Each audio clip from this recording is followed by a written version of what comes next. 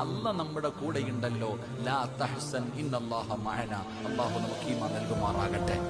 അതുകൊണ്ട് സഹോദര, മുസ്ലിമാണോ, ഈമാനുണ്ടോ, അല്ലാഹയെ വിശ്വാസമുണ്ടോ, അല്ല മതി നിനക്ക്. അല്ല നിന്റെ കൂടെയുണ്ട്.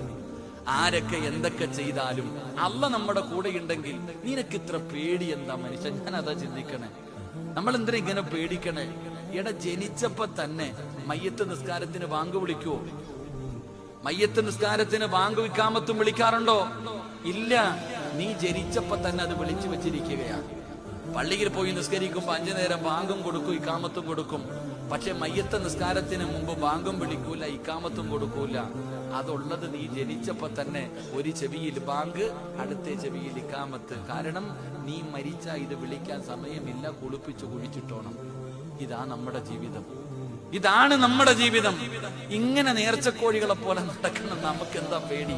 അല്ലാഹു നമുക്ക് ഈമാൻ നൽകുമാറാകട്ടെ. ഇതിനാ പേടിക്കണേ? അല്ല നമ്മുടെ കൂടെ ഇല്ലേ ചെറുപ്പക്കാരാ? മോനെ, അല്ല കൂടെ ഉണ്ടെങ്കിൽ യാതൊരു ഭയവും വേണ്ട, ഒരു പേടിയും വേണ്ട. ജീവിതത്തിൽ ഇനി എന്തു വന്നാലും അല്ല മതി നമുക്ക്. അല്ലാഹു ഈമാൻ നൽകുമാറാകട്ടെ.